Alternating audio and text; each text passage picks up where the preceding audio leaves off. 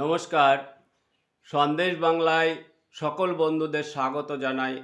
আমি দেবপ্রসাদ সান্যাল। আজ আপনাদের যে ঘটনাটার কথা বা যে বিষয় নিয়ে ভিডিও করব, সে বিষয়টি হলো, এর আগে আমি ইনার সম্পর্কে একটা ভিডিও করেছিলাম, যিনি এলাকার অর্থাৎ করিমপুর সংলগ্ন এলাকার মানুষের উপকার করেন। এখন তো পয়সা ছাড়া কেউ হা করে না। সেই জায়গাটা থেকে তিনি সরে এসে মানুষের নিছক উপকার করেন, এটা সকলেই জানেন। তিনি হলেন শরণ বাগ, যাকে স্মরণ করলে মানুষের মানে মুক্তি পায় কাজের কর্মে। অর্থাৎ কি বলবো, শরণবাগ লোকের উপকার করে যান। ইলেকট্রিক বিল থেকে আরম্ভ করে হসপিটাল থেকে বাদ দিয়ে যদি বিডিও অফিসে কাজ থাকে সেখানে, ব্যাংকে কারো পেনশন তুলে দেওয়া, কারো টাকা তুলে দেওয়া, সব বিষয়ে যিনি মানুষের সামনে এগিয়ে আসেন নিঃস্বার্থভাবে। সেই শরণবাগ হঠাৎ করে শুনলাম যে তিনি খাওয়া দাওয়ার ওপরেও একটা বিশেষ কন্ট্রোল করেছেন। অর্থাৎ বিশেষভাবে মানুষ যে স্বাভাবিক খাওয়া দাওয়া খান সেটা তিনি খান না। অর্থাৎ ভাত, ডাল, রুটি, সবজি এসব তিনি বর্জন করেছেন, কোনো দিনই আর খাচ্ছেন না। এটা প্রায় বছর দুয়েক।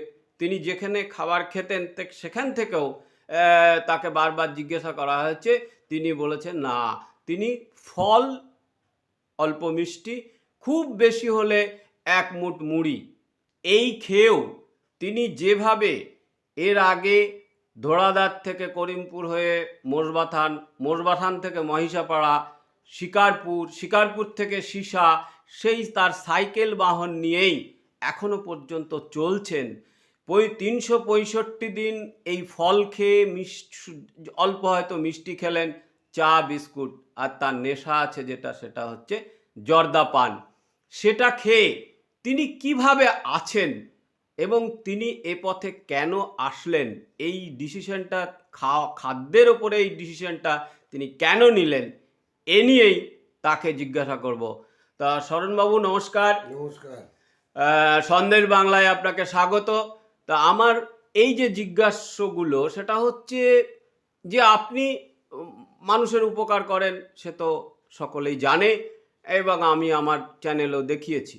তো আপনি হঠাৎ এই খাবার দাবার ব্যাপারে এত সংযম দেখালেন। একটা সন্ন্যাসী মানুষ, আমরা শুনেছি পাহাড়ের ওপরে বাস করার কিছু সন্ন্যাসী যারা শুধু ফল খেয়ে থাকে, তা আপনি হঠাৎ এরকম সন্ন্যাস কেন নিলেন, সেটা সম্পর্কে যদি বলেন।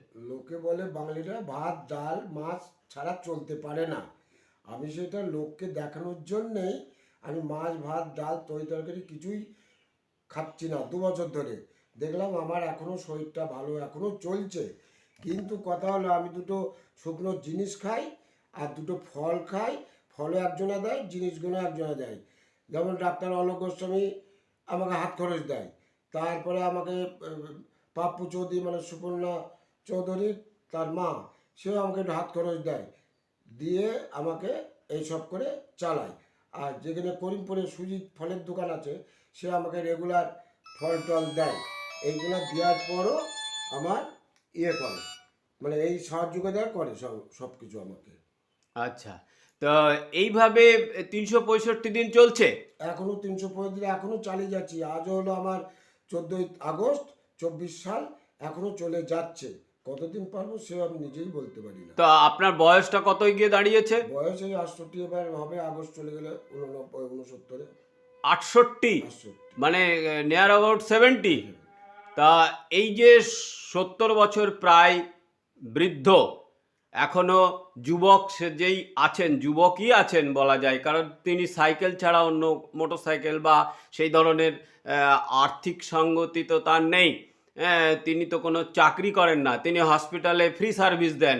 হ্যাঁ, সারা জীবন ধরে আমরাও দেখে আসছি। তা সেই মানুষটি এই 70 বছরের কাছাকাছি বয়সে এসে 2 বছর আগে থেকে তিনি শুধুমাত্র ফল আহার করছেন।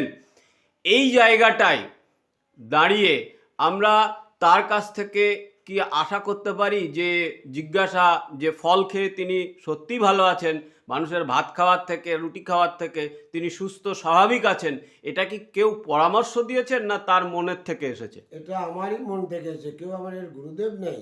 একটা গুরুদেব ছিল, টাইম টেবিল চলো মানুষকে সত্যি কথা বলো, সেটা আমার ধোয়াদায় এখন ছিলেন তারা বসার সান্যাল, তিনি করিমপুরে এসেছিলেন, মারা গিয়েছেন, কিন্তু ওকে আমাকেই টাইম টেবিলটা শিখিয়ে দিয়েছে। বাঘ বলে আমাকে বলতো, ডাকতো, রবিবার রবিবার আগে খুব আসতাম, এখন উনি তো চলে গিয়েছেন, এখন আমারও সময় কম হাতে, আমি তার কাছে আসতে পারি। টাইম টেবিল, ভোরে চান করা, 4টে অন্ধকার থাকতে চান করা, খুবই ভালো জিনিস, উনি আমাকে শিখিয়েছেন এই সবগুলো টাইম টেবিলগুলো। তাহলে আপনি কি মানুষের কাছে এই বার্তা দিতে চাইছেন যে ফল আহার শুকনো খাবার মানুষকে সুস্থ স্বাভাবিক রাখছে? এটা মানুষ দেখে শিখবে। আমি তো রাস্তাঘাটেই চলি, আমার এলাকা নিয়ে, বিরাট এলাকা নিয়ে না, বিরাট এলাকা আমার কাজে নেই, কিন্তু যেটুকু এলাকা যদি সেই এলাকার লোকই একটু যদি দেখে শিখতে পারে, মানুষ হতে পারবে। আচ্ছা, ঠিক আছে। আপনি খাওয়ার সম্পর্কে এটা বললেন এবং আপনার যে কর্মক্ষেত্র, সেই কর্মক্ষেত্রগুলোতে এর আগে আমি গিয়েছি, জিজ্ঞাসা করে এসেছি, আমার চ্যানেল থেকে আপনার এই জিনিস সম্প্রসারণ করেছি, আহ, মানুষ দেখেছেন।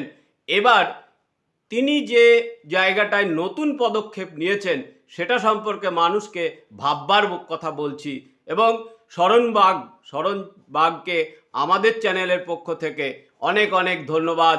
নমস্কার শরণবাবু, আপনি ভালো থাকবেন, সুস্থ থাকবেন, সকলকে নিয়ে আরও দীর্ঘজীবী হন, মানুষের উপকারে আসুন। আমি যেসব কাজগুলো নিয়ে যাই, ইলেকট্রিক অফিস হোক, বিডিও অফিস হোক, ফুড সাপ্লাই হোক, সাহেবরা সেই সহানুভূতিকারী আমাকে করে দেয়, যেহেতু জানি উনি সমাজসেবা। হ্যাঁ, দেওয়ার পর বলে আজকে যদি হয়ে যাওয়া হলো, নাহলে কালকে নেবেন। হসপিটাল বলুক, ইলেকট্রিক বলুক, বিডিও অফিস বলুক, ফুড সাপ্লাই বলুক, অফিস স্টাফরা আমাকে খুবই মানে, সম্মান দেয়। এইটাই আমি করে যাওয়ার চেষ্টা করছি। আমি তার এমএলএ মন্ত্রী না 5 বছরে, এই এত বছর ধরে করে যাচ্ছি, আর যত বছর পারবো মানুষকে একটুখানি সচেতন করতে। মানুষ যদি শিখে শিখবে, না শিখে না শিখবে। না, মানুষের সেবাও দিয়ে যাবে। সেবা তো দিয়ে যাচ্ছি, যাব, কিন্তু মানুষ শিখে শিখবে, না শিখে না শিখবে। টাইম টেবিল চলা, মানুষের কাছে অফিসে গিয়ে একটা সম্মান নিয়ে কথা বলা, বা হারাম করে কারো অফিসে ঢুকে গেলাম তাকে না ডেকে, তাহলে সেটা কেমন হয়? সেই জন্য আগে সম্মানটা, ভদ্রতা, ব্যবহারটা, এইগুলো শিখতে হবে অফিস চলতে গেলে, তারপরে কাজ হয়, নাহলে কাজটা হয় না। ঠিক আছে, অনেক অনেক ধন্যবাদ, ভালো থাকুন, সুস্থ থাকুন। তোমার নাম কি? দীপাঞ্জন চৌধুরী। দীপাঞ্জন চৌধুরী। শরণ জেঠুকে তুমি চেনো তো? হ্যাঁ। তোমার জেঠু হয়? না, তাহলে দাদা। দাদা। শরণ দাদা। শরণ দাদা। শরণ দাদা তোমার সঙ্গে কি করে? খেলে। খেলে? প্রত্যেক রবিবার খেলে। প্রত্যেক রবিবার খেলে? হ্যাঁ। তাহলে তোমাদের বাড়িতে আসে, হুম। খাওয়া দাওয়া করে। তা শরণদা জানো শরণদা এখন আর ভাত খান না? না। তুমি জানো না? না, আমি আচ্ছা জানতাম না। আচ্ছা, আজকে শুনলে ঠাম্মি বললো সেটা? হুম। আচ্ছা আচ্ছা। তা তুমি কোন ক্লাসে পড়ো? 2। 2। ভালো থাকো, সুস্থ থাকো, ঠিক আছে, আর মন দিয়ে পড়াশোনা করো। বৌদি, আপনাকে সন্দেশ বাংলায় স্বাগত। তা আপনার নাম? সুপর্ণা চৌধুরী। আচ্ছা, শরণদা মানে শরণবাগ, এর আগে শরণদা সম্পর্কে আমি আমার চ্যানেলে করেছিলাম, যেটাতে হচ্ছে যে উনি তো ঘর সংসার কিছু করেননি, না, তা কিন্তু লোকের উপকার করে বেড়ান, লোকের সংসার কিভাবে চলবে, কিভাবে রাখতে হবে তাদের জন্য করে বেড়ান। বিয়ে থা সারা জীবনে করেননি এবং একাই চলেন। তা তখন তিনি যে কাজকর্মগুলো করতেন এখনো সেটাই করছেন এবং তার সাইকেলই একমাত্র বাহন।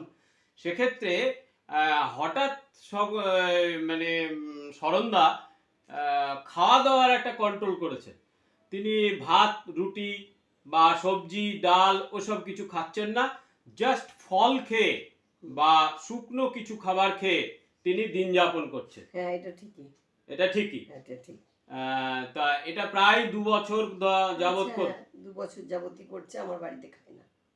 না, কোথাওই খান না তিনি সাধারণত, কিন্তু আপনার বাড়িতে আপনার কাছে খেতেন। তা উনি থাকেন তো ধরাদয়, আপনাদেরই আর এক মানে দেবাশিস চৌধুরীর ওপরে থাকেন। তা এই যে এইভাবে চলছেন, আপনি এর মধ্যে তার সঙ্গে দেখা হয়েছিল আজকে সকালেই দেখা হয়েছে। শরীর স্বাস্থ্য তো ঠিকই আছে। হুম। তাহলে মানুষ যে ফল খেয়ে জীবনযাপন করতে পারে, সাধু সন্ন্যাসীরা যে কাজটা করেন, তো শরণদাও সেটা করে দেখাচ্ছেন কি? হ্যাঁ, স্মরণও সেটাই করে দেখাচ্ছে। আচ্ছা, যাই হোক, এটাই আপনার কাছ থেকে জানার যে আপনার কাছে উনি খাওয়া দাওয়া করতেন, কিন্তু বর্তমানে আর করছেন না, শুধুই ফল খাচ্ছেন, জাস্ট চা খাচ্ছেন, পান খান উনি, সেটা খাচ্ছেন, কিন্তু তিনি কিছুতেই অন্ন মানে ভাত রুটি এসব কিছু খাচ্ছেন না। এটা তাহলে আপনিও জানেন? আমি জানি, হ্যাঁ। আচ্ছা, সেটাই আপনার কাছে জানার। সন্দেশ বাংলার পক্ষ থেকে আপনাকে অনেক অনেক ধন্যবাদ। আপনি ভালো থাকুন, সুস্থ থাকুন। আচ্ছা।